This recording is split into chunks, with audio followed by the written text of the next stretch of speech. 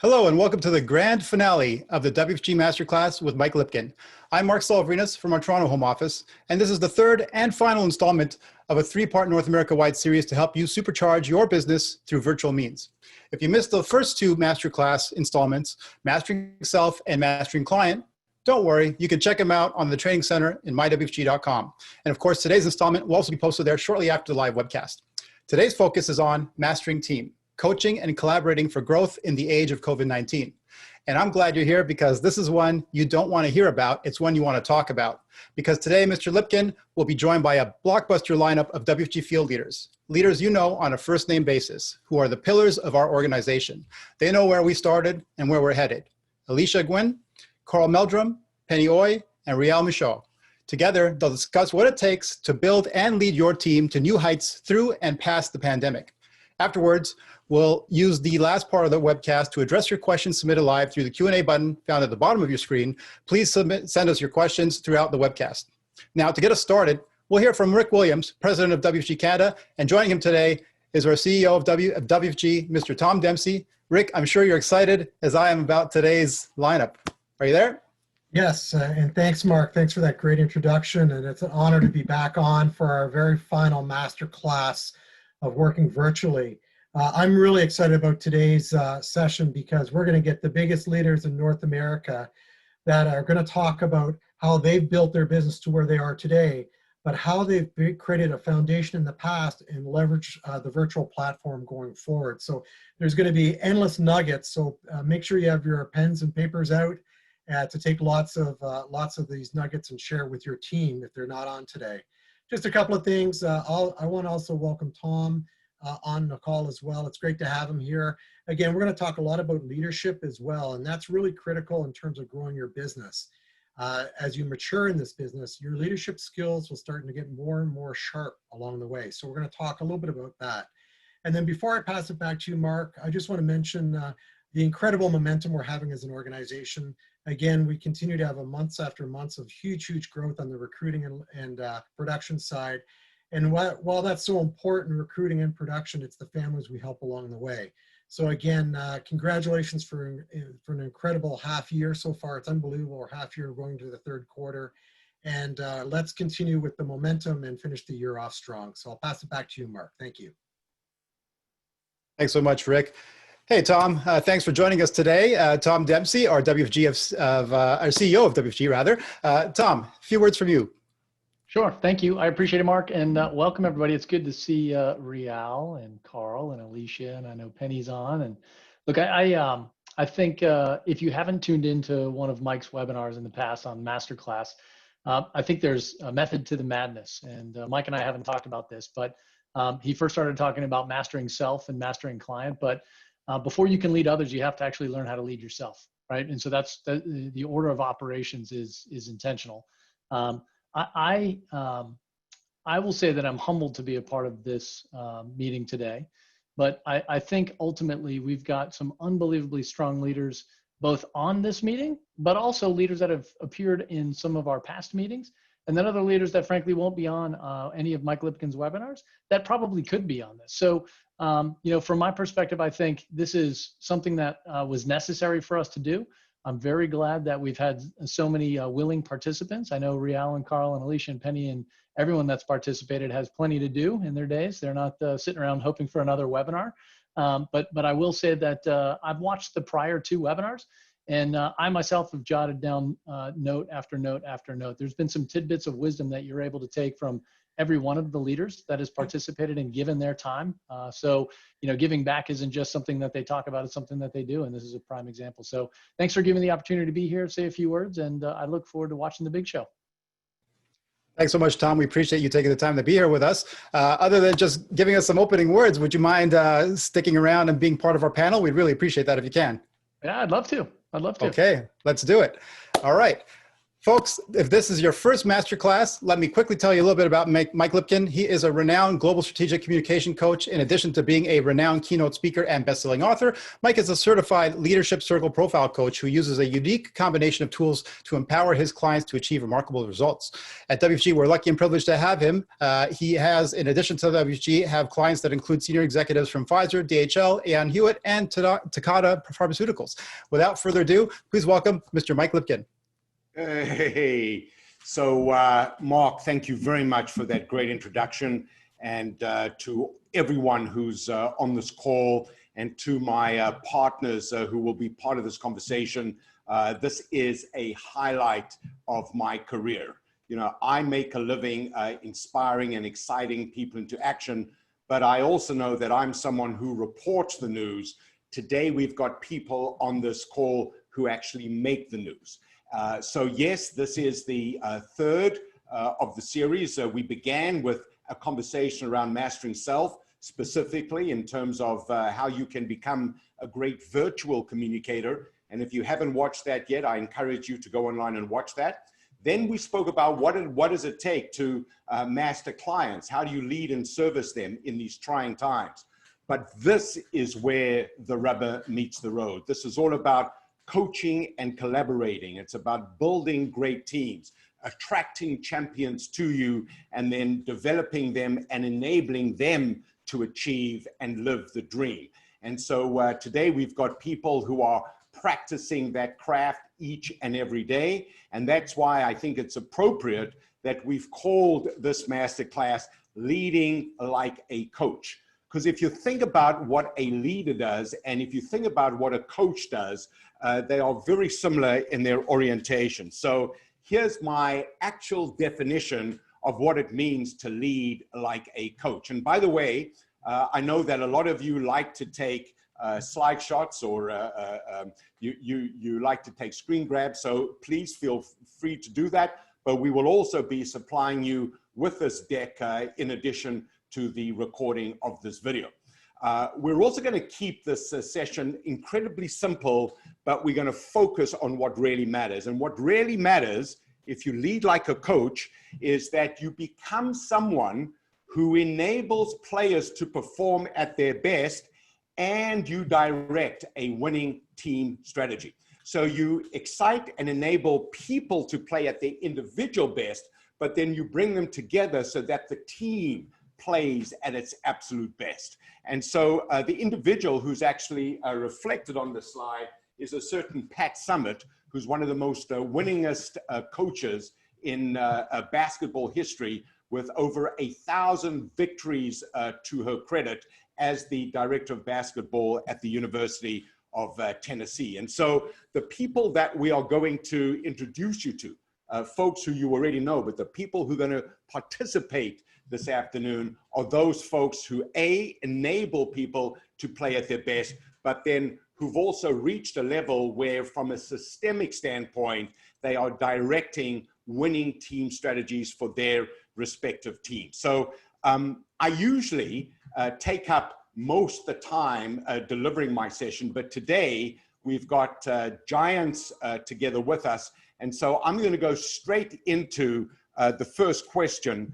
And this question that I'm going to begin by putting to Alicia is, I'm going to ask Alicia, as someone who's achieved the heights of success in this field, what is her number one principle as it relates to being a coach and a leader? So Alicia, over to you. Hi, Mike, and hello, everybody in WFG. And, you know, it's an honor to be on this panel alongside with Rial, Penny, and Carl. And just to go straight into it and answer your question, obviously, we know that there's many principles to success. It's hard to really narrow down to one. But if I had to pick the top priority out of all of them, for me, it's positivity. You know, I feel like you should always look at the brighter side of things, right? And a lot of times, not only in life, but especially when we join this business as well, we always think that, oh, only if I, was born into a better team, if I had this person as my upline or my leader, or if I had a better market, or, there's always constant reasons why we can try to deflect blame on why our circumstance is not what we want it to be. But in fact, we could actually find beauty and positivity in every single situation. When I joined, I could have argued that my father has been in this business for over 30 years. He talked to all my family already, everybody, who is going to be my market, so to speak, and I could have used that as a negativity, but in general, when we look at life with negatives, we only find that there's all the doors are closed. But when we always positive, we always can find possibilities. And so that, for me, finding the possibility in every single situation is what carried me through the last 10 years with WFG so far. So. Perfect. So look, the thing that I know about you, Alicia, is not only is positivity a core principle of yours, but being prepared is another core principle. And I think it's easier to be positive when you're prepared. So I know that on this call, there are a lot of people who might be new to the business and they've come into this business at a very challenging time. So can you just share what your message to people who are brand new to the business is around being positive, but then the other side of that is being prepared at the same time? Just your comment on that point. Yeah, I would actually say that doesn't matter, what time of this business that you join. I have a running joke that, we always say that it's the best time to join WFG, right? Like 10 years ago, the leaders would say it's the best time to join. And even yesterday, somebody says, no, now is the best time to join, right? And I think the reason is because, it doesn't matter you always just have to, there's no such thing as preparation per se, right? Like when is the best time to have a baby? It doesn't matter when you're 18 or you're 35, it's always a very shocking thing that happens to you. And same thing when it comes to business, right? So, but right now, if you're brand new and you just join, it is the best time to join, and it will be the best time to join tomorrow and 10 years from now, in fact. But the main thing, my advice would be that, a lot of times we always want to say, let me learn everything before I start. And you just have to start, because no matter what time you join in business, the best way to learn is to just go ahead and get started. So, go out and try to talk to people, try to recruit or get licensed and whatnot. And through that process, you're going to learn how to get better. So good. Alicia, thank you very much. So Real, let me go to you now and ask you, as someone who has been around for a long time and who has achieved iconic status within WFG, what is your number one principle of success as a coach and a leader? Well, before I get started, Mike, thanks very much for having me on this call. Being on the same stage as you is really, really something that I will remember for a long time. And for all of my peers and everybody that's on the call, thanks for putting all of this together, and looking forward to the rest of the day. For me, it all starts with holding people as able. Right from the very first day that I started in the business and I started to learn what this business was all about, I always made sure that I didn't want to be a controlling type person in terms of how to do the business. I want to let people go ahead and do their thing. However, they knew that I was there, and continue to this day to be there every step of the way, no matter what level of the business they're in. So for me, it's always really been about I've never wanted to be the king, and I don't believe I'm the king, but I think I've done a pretty good job. When I look at my organization, and a lot of people agree that I've done a pretty good job in being a king maker. And I've got literally dozens of people in my organization that are as good, if not better than I am. And so why would I want to get in their way? So I think that's probably the thing that has worked probably the best for me, is to just hold people as able and just develop a whole bunch of kings. Wow. So look, that is so well put, Real, in terms of being seen as someone who's the reason why other people become successful. I don't think one can put it any more powerfully or simply than that. But let me also say to you, Real, that you have a quality to you, which is humility, just in terms of even acknowledging just the role that I'm playing in the seminar. And I'm humbled to be with you and you humbled to be with me. So this is a great moment for both of us. But I want to bring in something that you mentioned just before this call, and that is your favorite restaurant and your favorite meal. So after all these years, just share with this group where you go for your treats and how you nourish yourself in times of COVID. Well, I haven't missed a beat. My favorite restaurant in the entire world is McDonald's. And, they've been available to me every step of the way. So I just love driving in, having a Big Mac and some fries. And they tell me it's not very good for my health, but it sure is good for, the taste is awesome. So it's all part of who I am. That's great. So, you know, what we're hearing here is, you know, those everyday pleasures and humility will get you through a lot. So, Real, thank you very much for that. Carl, from your island. And Carl, is it true that you own this island in which you live? No, that's not true. Well, Mike, it's, you know, as everyone has said, it's an honor to be on here with, you know, not only our incredible leaders at home office, but with yourself. I know I had a chance to work with you a little bit many years ago, and I've never ever forgot that. And to be here with all these great leaders like Alicia, Penny, and Real, who are, you know, some of my biggest mentors in my life, is quite an honor. But, you know, back to your question, I kind of want to, you know, leverage a little bit what Alicia said when she talked about, you know, being positive.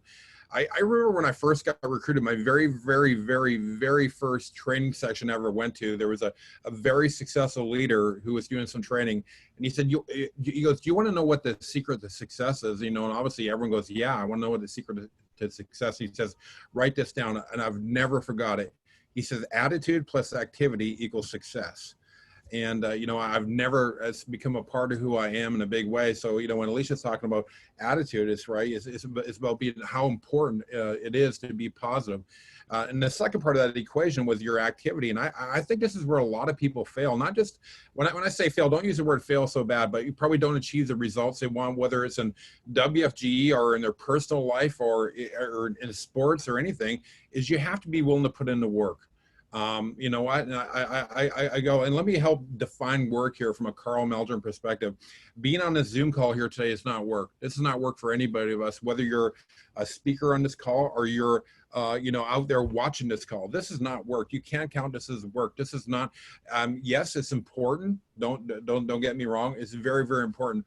But the real work is when you're sitting across, you know, I know it's virtual these days for the most part, when you're sitting across a kitchen table and you're talking to people about this incredible opportunity called World Financial Group, or you're sitting across a kitchen table and you're teaching people that, you know, the fundamentals and how money works and you know, and helping them put a program in place so their family can become financially secure and better off. That's the real work. And, you know, I grew up in an environment, you know, in my career where, you know, you were expected to do 10, 12, 15 new appointments a week.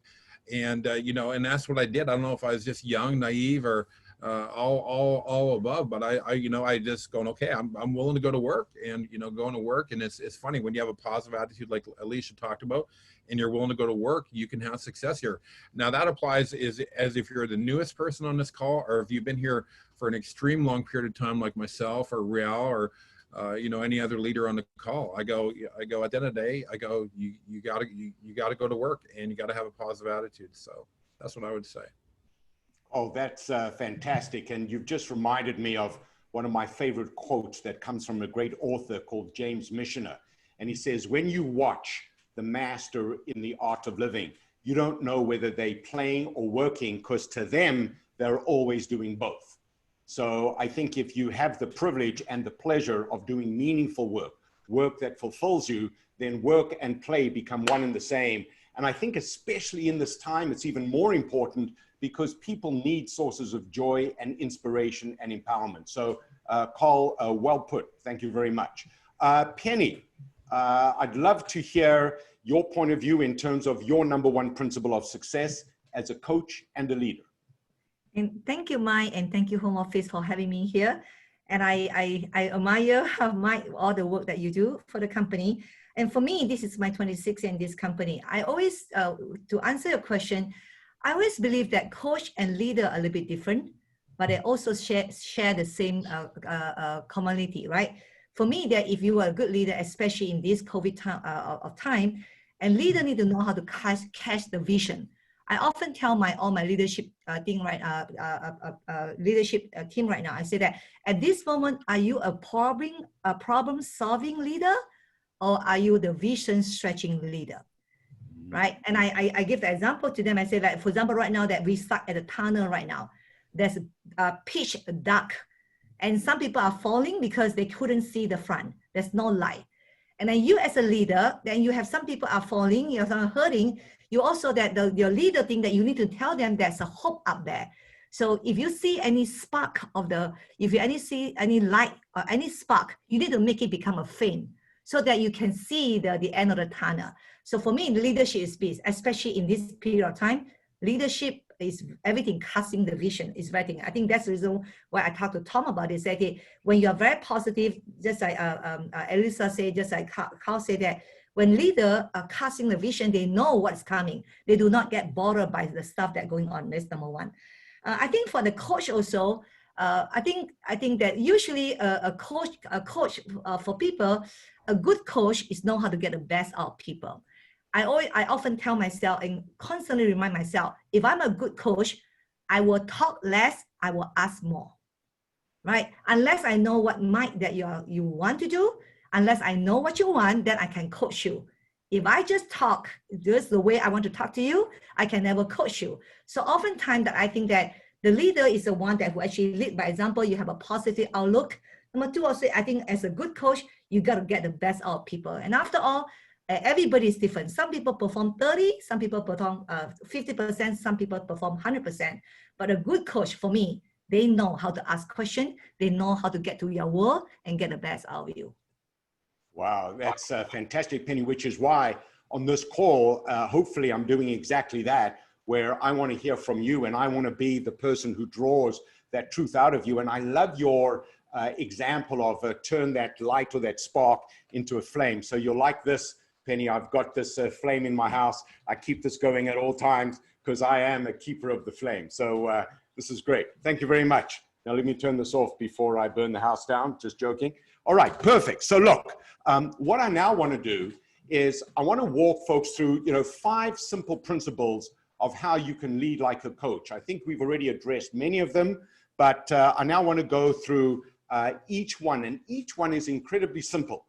But I want to just remind everyone watching this that sometimes when you see a simple truth, you say to yourself, I know that, that's obvious, but someone once said to me, anything is obvious once it's been thought of.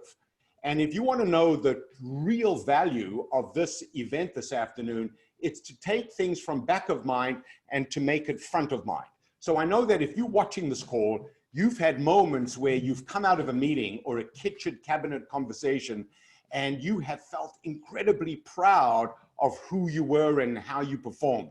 And then there are other moments where you know that you could have brought a lot more. You could have been a lot more impactful or influential or even just helpful. So a session like this is to give you 5 core principles and then have you listen to these champions and have these champions walk you through how you can actually live these principles every day so that you become a model of the desired behavior.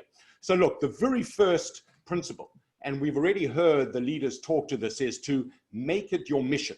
So if you're new to this business or if you've been in this business for some time, on any given day, you want to wake up and you want to say, my mission is to be 3 things. 1, leaders and coaches are agents of opportunity. We heard from Real where he said, I don't want to be the king, I want to be a kingmaker. Number 2, and this is so important, it's not enough just to inform people. You want to excite people into taking action. We are human beings and we've got beating hearts, and a heart is something that pumps blood throughout our body, but we also have a heart that pumps emotion throughout our body. And you and I both know that 2 people can tell us the same thing. When the first person says it, we may just go, oh, that's interesting. But when the second person says it, we say, let's take action. And the difference between the 2 is the first person doesn't excite us, the second person does. So you need to ask yourself, what would it take to get this other person excited or feeling really good about this action that I want them to take. And then thirdly, and very importantly, if you think about the people you want to attract to you, and this goes back to Real's comment again, you want to turn them into stars. Because one of the things that breaks my heart in this environment is how people feel overwhelmed by what's going on around them. They underestimate their ability to make an impact. And so they're letting life pass them by. But great leaders, great coaches make their people feel like they can be anything, do anything. They give them the credit, the kudos, the recognition. They celebrate them, and their people take action. So this is one of the photographs that I really like, and this is our time to shine, specifically if you are representing WFG at this moment. So now let me go back to the champions on this call, and so let me ask you, seeing Penny as I'm looking at you directly on the screen, let me stay with you now, and how would you describe your personal mission? So if my first point is make it your mission, now I'd just like to ask some of the folks who are partnering with me on this call, just to say that if someone asked you what your mission is, what the core value is that you might be bringing to the folks around them, Penny, how would you define your mission? I believe that good people need to make good money. That's my mission. I believe that great people need to make great money. And I'm very passionate about this. I believe that maybe that my vision, I believe that people need to become financially independent. I love this company because this company provides three things, right? They provide a financial education, they provide a financial solution, they also provide a financial opportunity. So people like me, 26 years ago, had nothing, came in, I became financially independent through this company. And because of what I accomplished, so that I have the resources, I can help a lot of people. Right now, you look at the COVID time, there's a lot of people count on the government. There's a lot of rooting happening, and not because they are bad people. Another thing also because they are suffering financially. So I may not be able to be like Elon Musk to create electric car or go into the Mars or so, but I do believe that I have a platform whereby I can use this platform to let good people to make good money, so they do not have to count on government. And I'm so big on that. I just believe that people who have good money, people are good, they have money, they can pay forward. I think I may not be able to solve all the social problem, but I think at least that I can solve the financial problem at their household. I think that's what we stand for. This is what we believe for. Wow. So I hope that everybody who's watching understands the power of a simple phrase. I want to enable good people to make good money. I mean, it's so simple and memorable, and that would be why I would want Penny around me. That's why I would join her team. And so often, as you're endeavoring to recruit people to your team, they want to hear from you what your key value proposition is.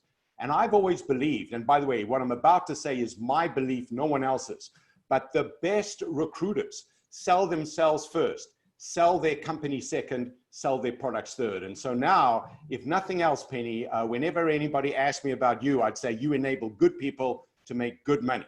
Excellent. So Carl, let me now go to you, and Penny's raised the bar here, but Carl, how would you describe your personal mission? By the way, Penny, I love what you say. I wrote it down. So, you know, it was a great, it really was. I was very, very powerful. You know, when you talk about personal mission, I go, you know, for example, I look at the leaders on this specific call, or we could take any of the WFG greats on any of our calls. I go, you know, I think probably most, you know, Real is one of my very closest friends. Alicia and her family are some of my closest and dearest friends. You know, the leaders of WFG have had a lot of success, and I've always believed this my entire life, that if you help enough other people get what they want, you'll probably get whatever you want, plus more. But it's even bigger than that. And that's what I love about our platform. And it kind of goes back to, you know, it kind of said there, you know, what they want, people a chance for them to win. I go, you know, the dividends that'll pay you are, you know, immeasurable. Again, I look at the leaders on this call. And you know, it's just not this call because we have so many examples in our company. I assure you, Real's not here you know, he's at a point in his life he's not here because he needs to make some more money. And I can say the same about, you know, the other leaders here as well. I go, what is it that we get out of, you know, why is it that we get out of bed every day?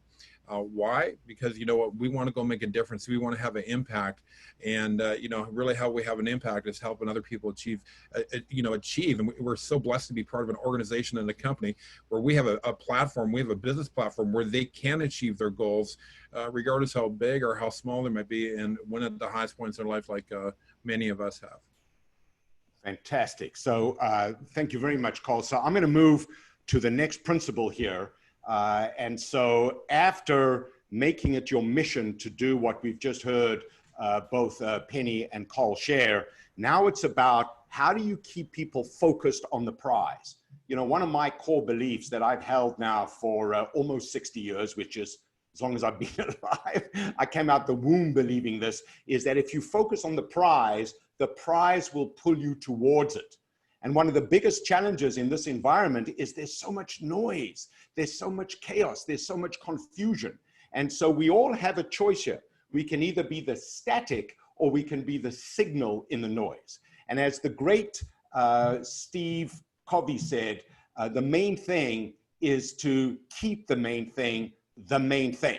So if you can help your people focus on that main thing, keep them focused on the specific objective that they want to achieve, then they are far more likely to achieve it. So I decided just to celebrate the Canadian Olympic women's hockey team, current world champions, and they were certainly focused on winning that gold medal. And so we all need our version of what does that gold medal mean to us, but even more importantly, to the members of our team.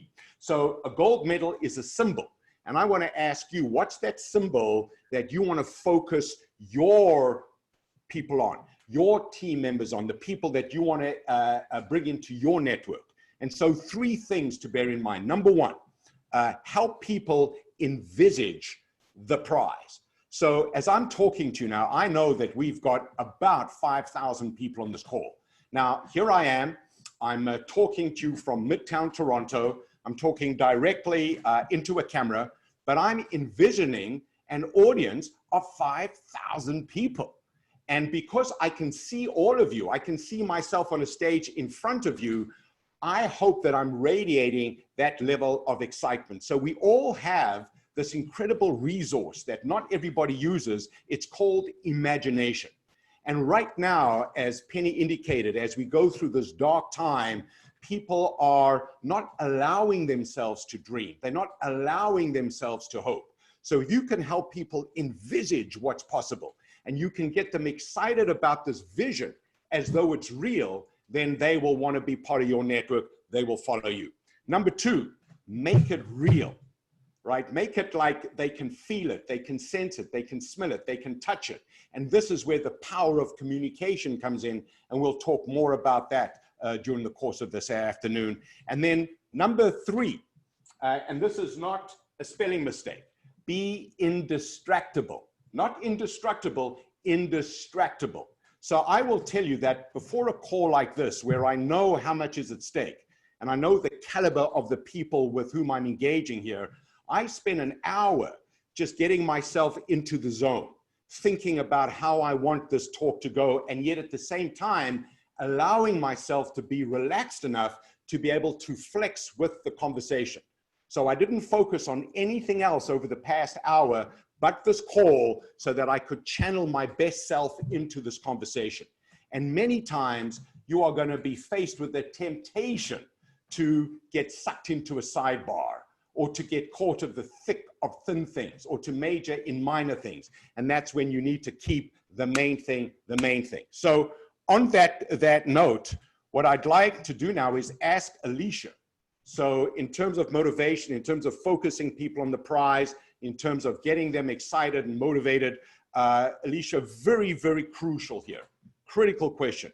How do you build your team's motivation and trust? Thank you. And, you know, for me, how I would answer this, and of course I learned so much from my dad, Swan Nguyen, or we call him Coach, ironically, as you brought that up in the beginning as well. But I think number one would be that, you know, don't ask people to do things that you wouldn't be willing to do yourself.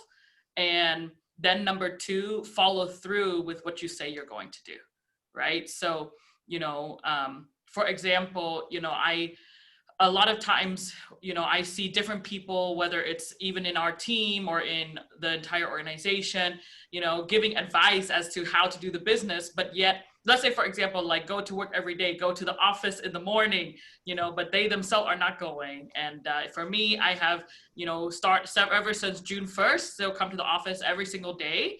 It's very safe. I go straight into my room. I close the door. I'm not exposed to anybody, right?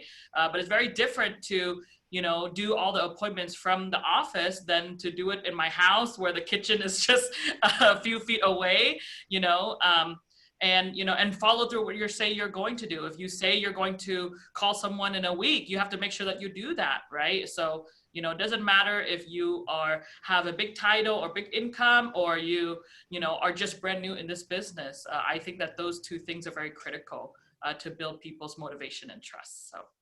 That's so good. And look, so in addition to leading by example and following through, there's a big slogan behind you. And I don't know you, we've just met, but I think I do know you don't have anything there that doesn't have a purpose. So share with us why you have 30 by 30 financial literacy campaign behind you, Alicia. Oh, okay. Well, our 30 by 30 campaign is that we want to educate 30 million people by the time we get to 2030. So that's, you know, giving us a big vision because a lot of times, you know, I find that most people, when they join this business, they want to help themselves first, which is very fair, right? But usually you max out on your own personal family after a certain income threshold, right? You know, let's say to sustain my family, if I make like maybe $1 million, for example, right? I could live pretty well. Maybe my kids can live pretty well. And what would drive me to do more after that? And so, you know, my dad, Swan Nguyen, he created this vision that, you know, we are on a national financial literacy campaign. And that's where we want to educate people about their personal finance. And we're going to do, and we have a big goal so that it can encompass everybody to challenge themselves to think differently, how to get to the next level, rather than just going on one small step at a time. Sometimes to be able to have exponential growth, you have to have a huge goal that when your goal is so big, then you have to have the discipline to meet that goal. Wow. So look, I want to go back to the slide. I don't think there is a better expression of what it means to focus on the prize than to actually have directly in front of you or behind you on any given day, and you're wearing it 30 million by 2030. That prize doesn't get bigger, doesn't get more inspirational than that. So let me ask you one final question, Alicia, because this is so good. But when you think of 30 million people being financially literate by 2030 as a result of you and your team's effort, how do you feel? Of course, it's a good feeling, you know, and I just want to show everybody really quick for fun. I just prepared this because I know my dad doesn't show pictures, but I will, right? You know, when I think about 30 million families getting educated, I think about my family, you know, because of this company, because of this financial literacy campaign, you know, my dad was able to become a debt-free family after 7 years in this business. And so for last, you know, 28 years now, we've been a debt-free family in America, right? So that's just a fun little picture of him when he was young in this company. But, you know, yeah, that's what I envision. I just, you know, I think about just one, you know, some two previous experience that just happened this year, right? With COVID-19 and everything like that. Amongst all of those things, we were talking about other things that happened in my family. You know, my mom, she had open heart surgery back in March. And we were very lucky to be able to have her go to one of the most famous hospitals in America called Mayo Clinic in Minnesota. So even though we have a very good hospital nearby, Stanford University, right? Or Stanford Hospital, but because of financial education, we can get her to the best surgeon. And also a couple of weeks ago, I'm in San Jose and my house was on the borderline of the evacuation for the big wildfire, for the SCU Lightning Complex fire. And, you know, Mike, in the moment that you have to pack up to see what you're going to take with you in case your house burns down, that's when I realized the true, financial freedom. So that Penny talked about, right? When you have to figure out what you're going to take from your home. I felt so much relief that all I needed to think about was maybe just a few photos that it's hard to replace. I just literally had a suitcase. I didn't care, or I'm sorry, a carry-on. I didn't care about all the shoes or the clothes or the purses or the jewelry in my cabinet. And I realized in that moment how grateful I am for this business, because if everything burned down, it could be replaced the next day. But I understand most other families in America, if they had all of their things burned down, they would be devastated because they work all their life, right? And they slowly pay off their debt. And maybe by the time they're 50, 60 years old, they have a debt-free house.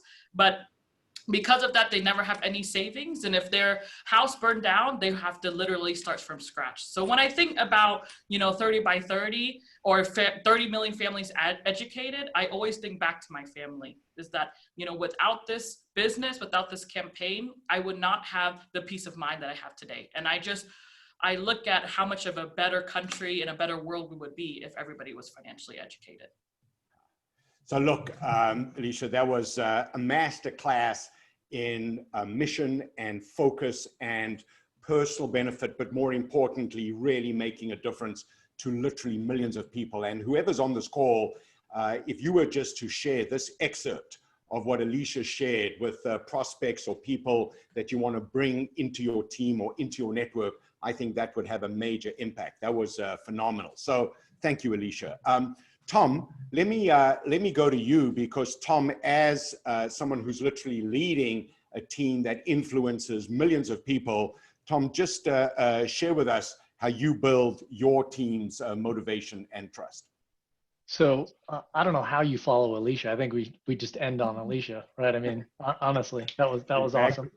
Exactly. But I think as I think about motivation and trust, and as far as leading teams, we talked a little bit about this, pre-call, but I've thought quite a bit about it. So, it's funny how like things kind of stick with you, and this stuck with me over the course of the last 24 hours. I actually harken back to like something that I learned very early on as a young sales guy, which was no one really cares how much you know until they know how much you care, right? And so first things first, right? I used Mark Salvarinas the other day, or Suzanne or Rick, or pretty much anyone else on my direct team and other people. So Penny started the call by saying, hey, Tom is always positive. Well, I'm always positive because I know I have look at all of these faces, right? Look at all of these people who, frankly, I've had the fortunate opportunity to actually get to know. I get to know their families. I get to know, what motivates them. I get to know everything about them. Like, as Alicia was telling the story about she didn't care about shoes, I said, well, Hua cares about the shoes. I bet your mom went back and got the shoes, right? So things that you get to learn about other people before you have these expectations of how to actually move them forward. You have to know something about them before you can actually ask anything of them. And so from my perspective, I spent the first 2 months, I've only been here for a year and 9 months now, right? So in this role, I spent the first 2 full months literally on the road, just shaking hands and meeting people and learning about them and learning what motivated them and learning what what the heart of this organization truly was about. Because if I was to step in and try to be exactly what my predecessor was, it wasn't going to work, right? I had to be genuine. I had to be myself, but I also had to know that in order to actually get people to believe what I was saying, I actually had to get them to meet me and understand who I am and learn that, you know what, I'm going to do exactly what I said I was going to do, which is one of the things that Alicia said. I was going to do exactly when I said I was going to do it, right? And if I couldn't do it, I was going to be frank, open, and honest with people, because I think we waste a lot of time trying to motivate people with just fluff and not being real. And so when you're real, people tend to trust you, and it's a two-way street. So they're not going to trust you until you show that you've earned their respect and you've got both sides of the equation nailed down. So for me, I'm just fortunate to be around all these great leaders. I mean, every single time I'm on one of these meetings and every single time I listen to the team, I take a page full of notes. So for me, that's it's motivation enough to get up every single day and try to do what we do as an organization. Thank you, Tom. Love that. And, you remind me of one of my core beliefs, and that is we become the company that we keep but if you want great company, you got to earn great company. And That's right. so one of the reasons why I'm thrilled to be on this call is just having earned the right to have this conversation. And frankly, every conversation needs to be treated like that, that you earn the right to have that conversation and bring value and get value. So Tom, thank you very much for that. Excellent. So now I want to go to the third principle. And really, this is the essence of what gives us structure, what gives us confidence, and what gives us a system to follow. So someone once said to me that the moment you make a plan, the moment you make the plan, it begins to become obsolete because things will happen today, things will happen tomorrow that you couldn't have anticipated yesterday. I mean, if we go back to the end of last year or even the beginning of this year, no one could have imagined we would be going through what we're going through right now. So I want you to know that the word plan is both a noun and it is a verb. So you want to keep on making a plan as an activity, not just having a plan as a static model that you spent a lot of time creating. So really 6 basic thoughts to keep in mind. And this should be essential to anything that you create moving forward. Number 1, and we've spoken about this today, what is it that you want to achieve by a certain time? So I thought that Alicia really expressed it perfectly in terms of 30 by 30. B, why is that important? And we heard from Alicia, it's important in terms of making a big difference. It's important in terms of a family. And then she took it right down into her personal feeling of gratitude and freedom in terms of being able to live her best life, even in the presence of some pretty dramatic issues. And then C is how. How are you going to go about doing it? What are the specific actions that you're going to take? D, that's what this call is all about. Who are you going to enroll to help you achieve the what, the why, and the how? And I will tell you, of all the things that I put up here, who may be the most important, because I'll tell you that just like you, there are going to be many times when I'm confused. Like just yesterday, I had a tough day. There were a number of things that happened, number of people that I spoke to who were going through a really tough time. And by last night, I had one of those days when I was just really happy when it was over. And then I had one call with a very close confidant of mine, and she just shared some thoughts. She motivated me. She lifted me up. So if you get D right, if you get the who right, the rest will follow. Then the E is when. You know, how often are you going to do it? What's the rhythm you're going to do it? What's the frequency with which you're going to do it? And I want to give a shout out here to Rick and Suzanne when we were planning the series, because we began about 2 months ago just with the first episode. And then Rick and Suzanne said, no, we need to make this a series. And it needs to be at least 3. You know why? Because in order to form a habit, in order to internalize everything, you've got to do it at least 3 times. So I don't know what I'm going to do after today, Rick and Suzanne, because I don't have another master class to look forward to. But anyway, you know, we'll hopefully correct that. And then finally, where are you going to play? Where are the most successful markets? Where is the biggest opportunity? So if all you did as a result of today is just think about the what, the why, the how, the who, the when, and the where, and share those thoughts with your peers, I think that today could be useful. And so let me go from that opening to a question that I want to put to Carl. Carl, you are renowned as someone who can see ahead, who for the longest time has been renowned as a planner. What is your guidance, Carl, to the people on this call when it comes to planning, especially through a pandemic? I know you just mentioned it, Mike. You had talked about, you know, if we turn back the clock, you know, what is it, 8 or 9 months ago, and if people had told us this is what was going to happen, you know, in the world, you know, none of us would have ever took that bet. None of us could go, no, this is not possible. But sure as heck, yeah, I know one thing, you know, my kind of outlook, I go, anything's possible these days. And, you know, when I look back, and I know Rick had talked about in the beginning, I've been on many calls with, you know, Rick and Tom, and they talk about, you know, how WFG has been able to pivot, and we're thriving like never before. And I just give you a quick example. I was on a call with a company that I've been doing business with for 20 years. They run all my meetings, you know, my big events that I host. And and I was on a call with the owner of the company, and he asked me how things were going, and I just said, well, you wouldn't believe it. I go, things have never, listen, I'm not dismissing COVID or what's going on in the world right now, but the COVID has been, in my opinion, I know for myself, and I think for many other teams as well, one of the biggest blessings in business that we have. But here's what I know. I go, none of us on this call, and I know we have some very powerful people on this call, we can change what's going on in the world right now. I go, it's gotta run its course. I go, we can't change what's going on in the economy right now. We can't change any of that stuff, but what we can change is ourselves. And and when you look at, and I study people. I study people in not only in my business, but in other teams as well. I go, a lot of us, a big part of us have really embraced what's going on and been able to pivot and really grow their businesses in a big way. But unfortunately, there is a small group of people who have not embraced it, and it's like they're taking a back seat and waiting to see how this thing plays out.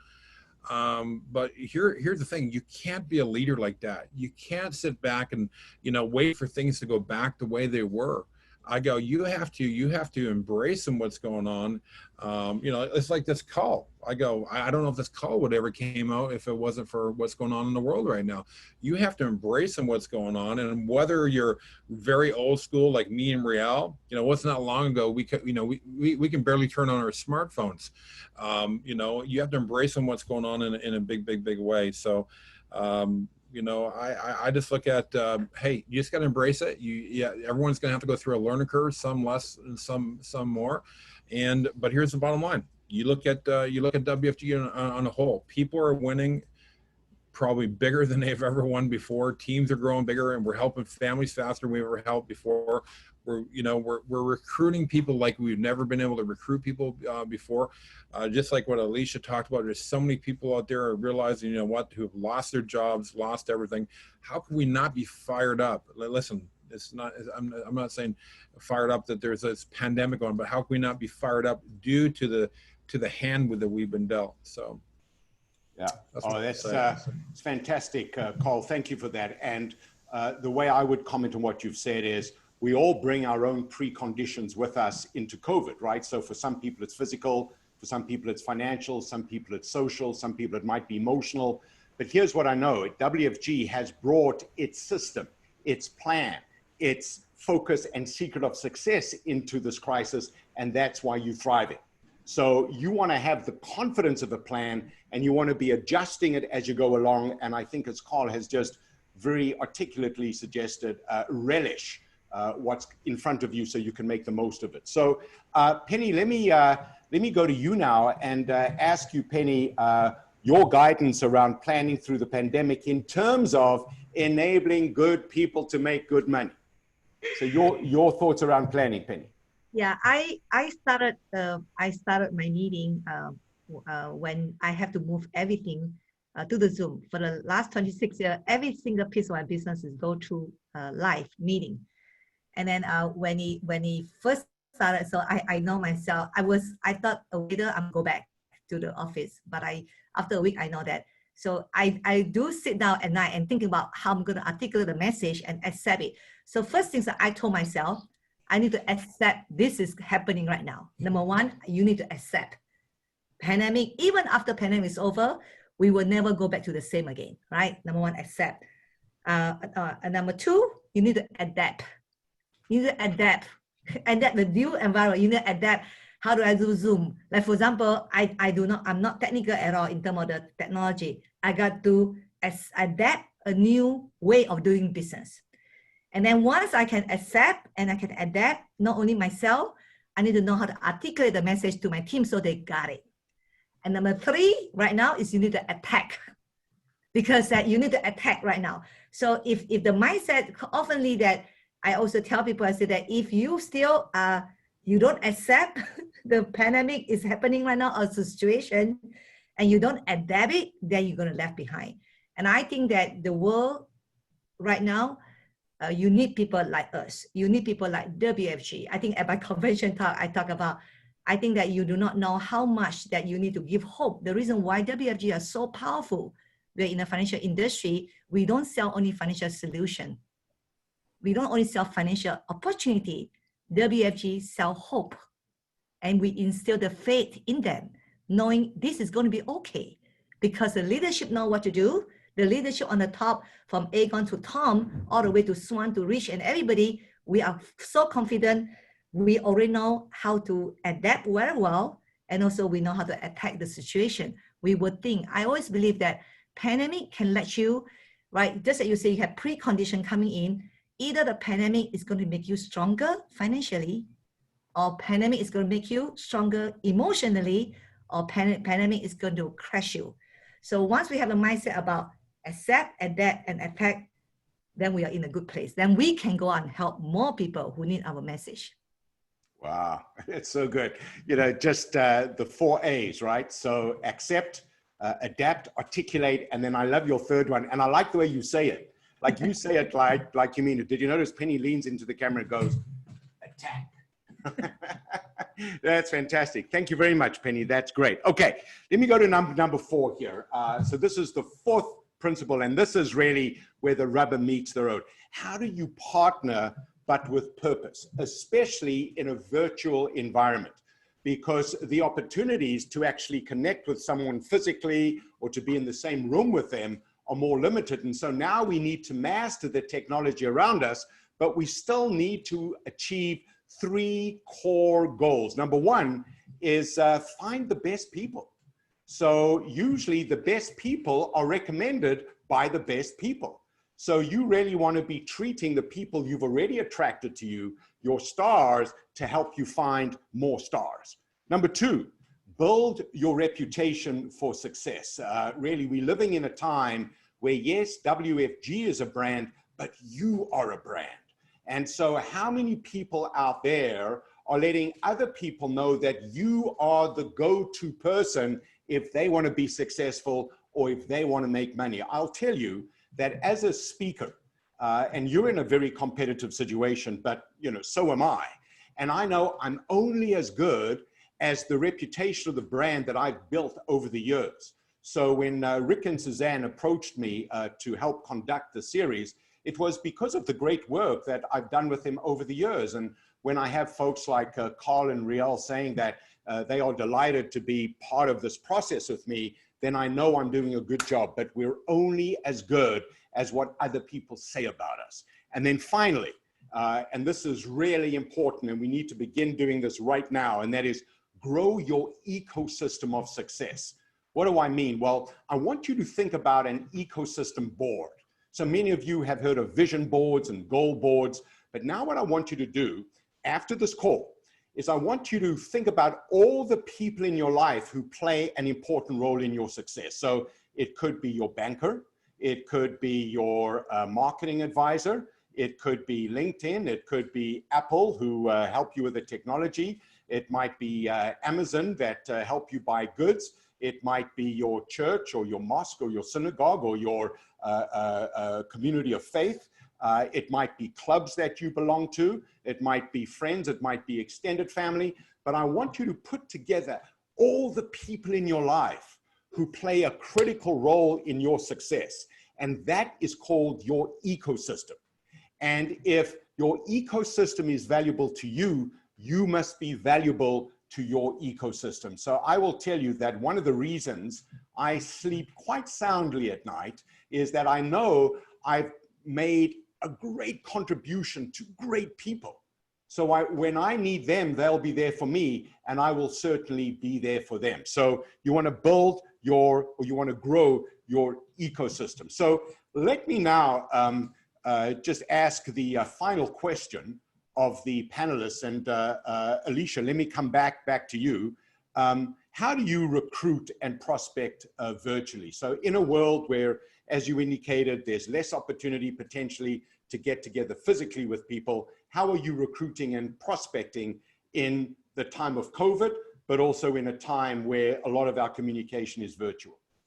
Sure. I'm going to, try to answer this question This is a tough question only because I think a lot of people ask this question, not you specifically, Mike, but a lot of people listening, might expecting a specific how-to, right? And the reality is that if anybody on this call, me, Carl, Rial, or Penny, know exactly what to say and how to do it, we would have recruited everybody by now. There's nobody left, right? So there's no perfect way, but I think it boils down to basically communication. Right. And, I have a say, or we have a saying, WSB, called talk to many people, many times, and many ways, and so a lot of times, people are trying to recruit somebody on the first try, right? And it's not always about that. Or they try to talk to 10 people, they say, oh, well, nobody joined or nobody buy so far and something like that. So you have to talk to many people, right?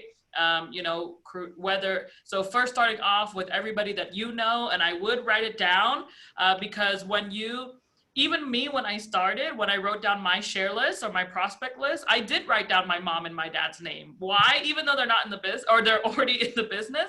But the reason, because when I think about them, it triggers other people's names.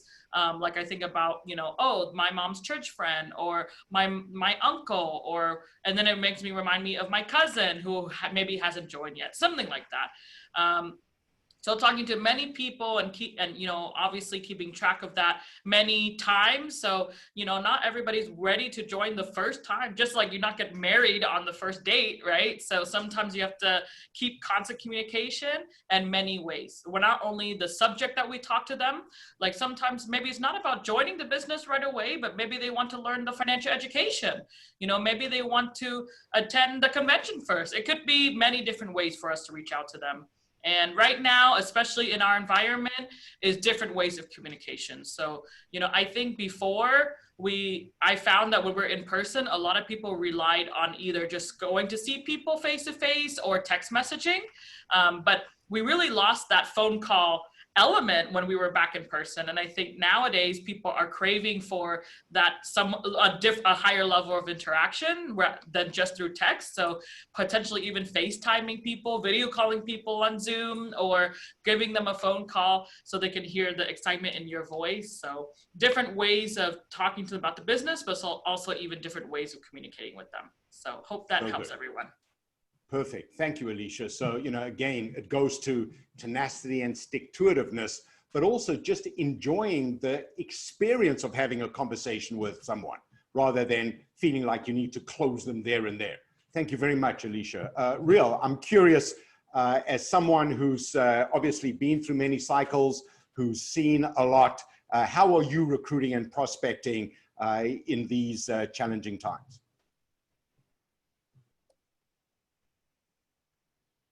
Rial, I think you've got your mute on. Perfect. So before I get to the question that you asked, just kind of adding to what some of the other panelists were saying. When this whole thing started back in March, I think it was Carl talked about accepting change.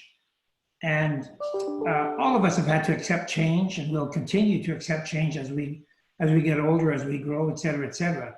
But probably there is no one who had to accept change more than I did when I woke up one morning and realized that we were going to have to change how I was going to have to change how I did business. So I got away with for years and years going, I'm 69 years old, I'm 68 years old, I'm 67 years old. I don't need technology. I hate technology. I know it's here to stay, but it's not for me. And then all of a sudden you wake up one day and you go, holy smokes. Like if I don't change, and I see Carl laughing, if I don't change, the world's going to leave me behind. My world's going to leave me behind. So I have to make a rapid change, and I had to eat a lot of humble pie, which I gladly did. And so what does that have to do with your question? Well, I get asked, we all get asked an awful lot of time, what's your number one secret to success? Well, my answer is always very easy. There is no secret. That's the number one secret. It's all hard work and focus and all that kind of stuff. But the one thing that I always go back to, and I went back to this in a big, big way back in March, and I was on a lot of Zoom calls, many, 5, 6, 7 a day, big groups, small groups, my hierarchy, other hierarchies, And I talked about a number one core principle in my point of view, which is our business is really all about attitude and activity. You can know everything about technology. You can be the best financial planner in the world. You can be the best inviter, the best presenter, et cetera, et cetera. But if you have no one to talk to, it's not going to make any difference. So I just went back to that core principle, and I talked to people about what you just talked about, which is I want you to spend some time, and I want you to write down on a piece of paper, everybody in your world, friends, relatives, uncles, aunts, people that you like, people that you love, people that you don't like, I don't care. First cousin, third cousin, 18th cousin, I don't care. Make a list, add to that list every single day. That becomes your number one priority. Should have been prior to this, but it certainly is now, and hopefully it'll become how you do business later. I said, but that's step number one. Step number two is it doesn't matter what you use, whether it's Facebook, whether it's Instagram, whether it's texting, whether it's the telephone, whatever, my email, it doesn't matter. Now you got to contact these people and have a conversation with them. And going back to what Alicia said, it's not about contacting them, somebody you haven't talked to for 5 years and you're going to try and recruit them today. Reestablish a relationship and build that inventory, as we call it. And so that is what I've been harping on for years, but certainly in the last 6 or 7 months. And I think it's had a huge impact on the success that we've had, the last 4 or 5 months. Let me ask you a quick question here, Real, and that is, through technology like Zoom, are you actually being seen by more people now because you've got the technology and they can now see you versus prior to COVID? I would say yes, and probably most people are going, man, if that guy can, anybody can. Well, you see, Real, that's why we brought you on. So people go, hey, if he can do it, then anyone can do it. Well, this is your natural humility coming to the fore. So, Real, thank you very much. And I now want to just close on the final principle that brings the first 4 together, and that is really to communicate like a champion. And I use my phrase very, very carefully here. So I had the great privilege of sharing a platform with TD Jakes. I know many of you are familiar with TD Jakes. If you're not, TD Jakes, Jakes, great speaker out of Dallas. He's a person of faith, but I stripped the faith away and I just listened to his message. And really there are 3 things that I learned from TD Jakes. He says, number 1, if you're a great communicator, you're always celebrating somebody. You're always giving someone that faith. You're always giving them a sense of worth. The word champion means 2 things. On the one hand, a champion is number 1, they've won the prize, but champion also means a cause, to champion a cause, to promote a cause, to go to support for a cause. So you want to be celebrating people. And oftentimes I'm in front of people and they don't seem happy to be with me. Like I'm on a call and someone will talk to me and I go, are you okay? Is everything all right in your world? Because they don't seem lit up by the fact that we're having a conversation. So the first thing I want to do, no matter who I'm talking to, is I want them to know just what a privilege and a pleasure it is for me just to be having the conversation with them. And I hope you've seen that displayed this afternoon. Number 2, find your own words, find your own phrase. So we heard from Penny to enable good people to make good money. We heard from Alicia, 30 by 30. You heard Real and you heard Carl sharing their insights and their vast experience with you. So you want to form your own vocabulary. You want to have your own way of speaking, because I think the one thing that has come through very strongly here is how each of the people who we feature on this call have developed their own style, their own way of making an impact. So as someone once said to me, don't be a second-class version of someone else, be a first-class version of yourself. And this is going to take time. Throughout our lives, we are exploring who we truly are. And at some point you discover your best self, and that's the best self that you need to express and declare to the people around you. And by the way, today would be a good day to start finding your own ways and experimenting with your own vocabulary. And then finally, and most importantly, live your desired image. So if you want people to see you as a coach, if you want people to see you as a leader, you have to live that. It's not enough just to talk about it. You've actually got to epitomize it. And that's why we've selected the folks on this call to actually be on this call. So look, we've only got a couple minutes left. And what I'd like to do is just in the space of a minute, I'd like to have each one of the 4 field leaders who we've got on this call just share with us their summary of the things that I've said around make it your mission, focus on the prize, make a plan, partner with purpose, communicate like a champion, but just your parting wisdom, your parting word to the 5,000 people on this call. So Carl, let me begin with you. Hey, Mike.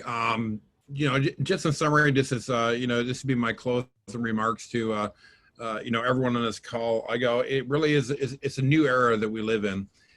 You know, because of, you know, what's going on in the world right now. And I just, you know, it was said many times on this call is, I think it's important as a leader to, you know, that we need to embrace what's going on right now. And here's what I love about WFG. And I think I speak for so many leaders in our company is, you know, the reason WFG is one of the reasons we're so different is that we're a company of entrepreneurs. We really are. That's why we're not like the traditional industry per se, and that's why we were able, you know, as leaders and as an organization, from the leader, you know, from our even from our corporate leadership down, is the fact that we are entrepreneurs, that we were able to pivot, and you know, in probably one of the most trying times in all our lives, and which, in my opinion, just is it's just time to go to work. And we can't change what's going on right now. And let's go work, and let's create that financial security for our family, like you know, Alicia, you know, had talked about. And at the same time, we have that, you know, we really, and I believe this with everything in me, that all of us collectively, we have a chance to have an impact on you know, in the neighborhoods that we live in, the cities that we live in, the countries that we live in across North America, and have a real positive impact and change people's lives in a big way. And again, I think that's why you know, we can, you know, so many leaders, even though from a financial or monetary point of view they don't need to be here, that's why they still show up every single day. So oh, perfect. Thank you very much. Penny. And I think, thank you very much, Mike and then Tom, for this wonderful call today. I learned a lot from you, Mike. My conclusion for this, I believe that by changing a soul, when you do a good thing, you change a life. But if you change a life, you will change a family. If you change a family, you will change a community. If you change a community, you will change a whole nation. And if you change the whole nation, you have a chance to change the world. And I do believe that the convention that we're going to come up, the WFG convention, I like the phase of by connecting. You never know, by connecting one person during this special time, by doing this Zoom time and technology time, by connecting one person, we have a chance to connecting the whole world. That is why that we are so special as a company. That's why I appreciate Rael, Lisa, you did a wonderful job. You get me very emotional. Look at you when you are very young, right? I saw you when you are little.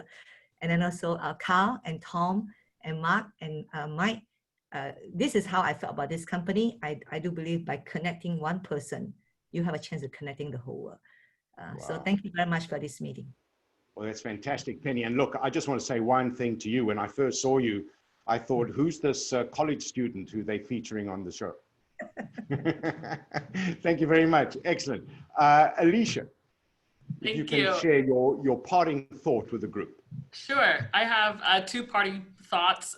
The first one is that WFG is the best business in the world.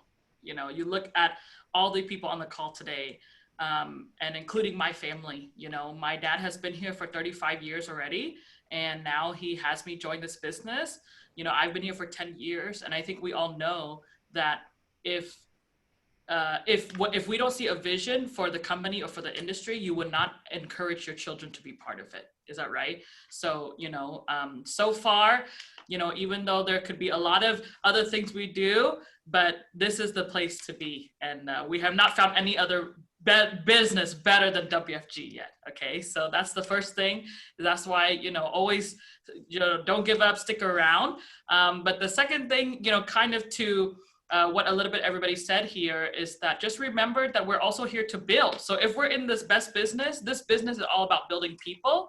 And I had a realization the other day that, I look at my dad, for example, he has built over 52 millionaires in his team, right?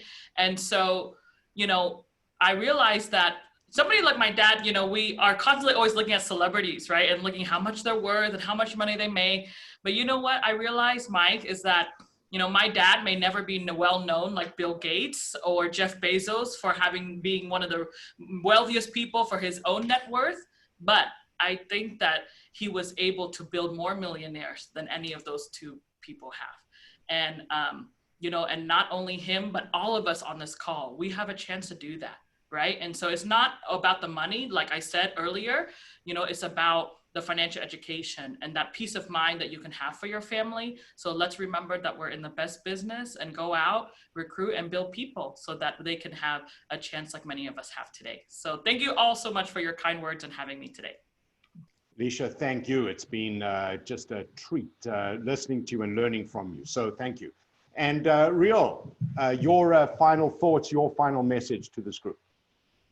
Well, just to add to what Alicia just said, I think we all believe that WFG is the greatest business opportunity known to mankind. I live it, eat it, and breathe it every single day.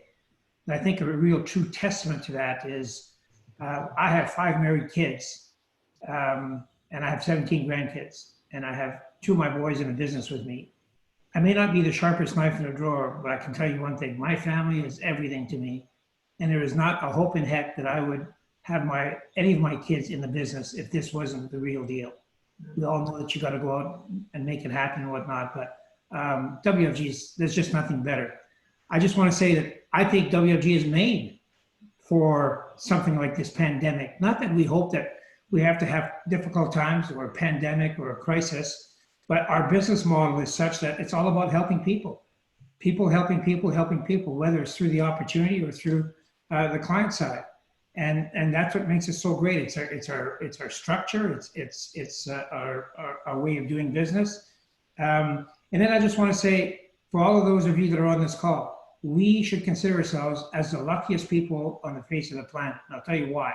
First of all, somebody introduced us to WFG once upon a time. We actually took action. We got a license. Having a license means, guess what? We're all independent contractors. We can't get fired. We can't get laid off unless we do something that we're not supposed to do. But as long as we do all the right things all the time, I can't go to my desk tomorrow morning and get a pink slip. My daughter's husband just went through that just a few months ago, and it's turned their world upside down a little bit. So as a result, I can go today, I can leave this door right now and go help a family, make some money, and feed my family. So we're very, very fortunate. I think sometimes we don't take advantage of that, or I think it's something that we all need to acknowledge every day.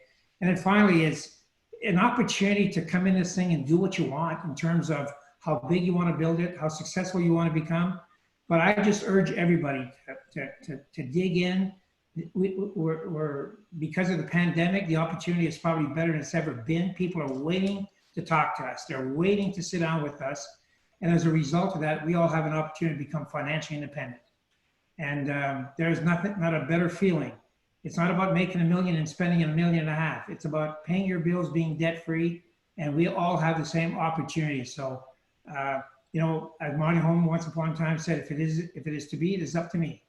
And so we all have the same opportunity. And thank you, Tom and Rick and your teams and Mike and everybody else for having me on this call today. It's been awesome. Thank you very much. Look, Real, thank you very much. And to everyone who's been on this call, for me, I've learned as much as anyone on this call has learned. And I'll leave you with my final thought before I hand back to Mark. And that is, when the student is ready, the teacher appears. And so if you're always ready, everybody becomes your teacher. COVID becomes a teacher. The environment becomes a teacher. The people on this call become a teacher. Failures become your teachers. And what I will share with you is that every triumph was fueled by a failure. So when you go through what you think is a setback or what you think is an unfortunate result, just know that's a deposit on your next win, on your next victory. So go for no, because no is the middle of no, spelled K-N-O-W. And you only know when you've gone through enough no's. And I think that's been a key theme of today. I hope you are as inspired as I feel as a result of the session. So Mark, back to you. Thanks so much, Mike. And thanks so much to all of our panelists today, Alicia, Rial, Penny, and Carl. It's been a tremendous session, and thank you for taking the time to be with us. I'm going to ask Tom and Rick to add some closing words, but I'll share what are my 3 takeaways from this conversation, and that is define your passion, because your passion will translate to those you lead.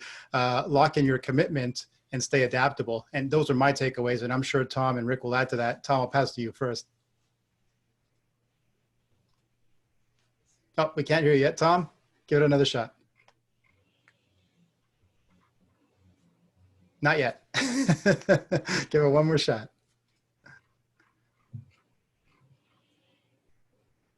Can't hear you. Okay. Just we'll come right back to you. Let's pass it to Rick for some closing words and some thoughts, of course, on today's session as well. And then we'll go back to Tom. Thanks, Mark. And hey, Mike, another great session here. And I think it's been 3 incredible sessions. And I want to thank you for sharing your thoughts and sharing your wisdom to all the group, to the panelists, Riel, Carl, Alicia, Penny. Wow, just incredible job. You know, to spend, I know how busy all of you are, you know, leading big teams, and to spend your time with us and share it with about 5,000 other people on this call and more. I just want to say thank you from my bottom of my heart for spending time with this group. I truly believe it's an incredible time in our organization. The numbers show it, but I think the reality is that this is just the beginning of a huge, incredible time for WFG across North America to continue dominating the financial services marketplace. One thing I do want to do is shout out to our product providers, our platinum product providers. Without their support, without their funding, none of these sessions would have happened. So Industrial Alliance, Canadian Protection Plan, Avari, and Equitable Life, I want to thank them all for contributing and supporting this event. I also want to thank Transamerica also for participating and supporting this event. Again, without all the 5 platinum providers in North America, we wouldn't be able to have these 3 sessions, the 3 master classes. And I'll to the group on the phone, on Zoom, I hope you really got something out of this. I thought it was a very powerful session, and hopefully you can take some of these leadership nuggets and transfer it to your business, transfer it to your team, and transfer it to those individuals and help them become very successful within WFG. So Mark, I'll pass it over back to you. Thank you. Thanks so much, Rick. Hey, Tom, we're going to try to connect with you. Let's see if we can hear you. Try it one more time. Does it work now? All good. Loud and clear. You know, that's my fault for actually going to a microphone. I heard Steve Holbrook said it was the thing to do. So I just decided to pull the trigger on that, right? So, you know, imitate the best, copy the rest. Look, I think Rick summarized it very well. The interesting thing about the success that we've had in the middle of a global pandemic, and I think Rial will probably nod his head quite violently when I say this, we're not even hitting our full stride yet. So just think about that for a moment. You know, we do meetings like this, and every single opportunity we get to get better, this company seems to do that. And it's not, it's, you know, this is a field-driven, home office supported organization. Rial hit the nail on the head when he said that you are 100% independent contractors. However hard you choose to work, right? And however, you know, much impact you choose to make on the world, you can do it. This is just the opportunity. This is the vehicle to make that happen. So I'm humbled and honored to be a part of this. I appreciate all of our keynote speakers today. You know, so Mike Lipkin, I do hope everyone wave because Mike's taking a photo. I do hope we have another opportunity to do this again in the near future, and really truly appreciate your wisdom and your guidance throughout the last couple of months. So thank you all. Thank you, Tom. Thank you. All right, thanks everyone. And that does bring us, folks, to the end of our WFG Masterclass, the third installment, of course. All 3 installments are available in the Training Center on My WFG. Please check them out there. And you'll also note that when you do check out the videos in the Training Center, please note the icons at the top left that let you switch between the actual videos and the content of the slides that Mike has shared in each of these sessions. So make sure you watch those out and share them with your team. Make sure they all watch them all. And, you know, we do have a convention coming up. Don't forget about that. And on that note, I'll remind everyone, please watch your WFG play card. That's where you'll hear more details about the convention. Of course, any future sessions that we have, like this session, the masterclass, and of course, lead the way that we had first with Mike Lipkin. Log into My WFG and take care and stay safe. We'll see you in the next one, folks. Bye now. Thank you very much. Thank you.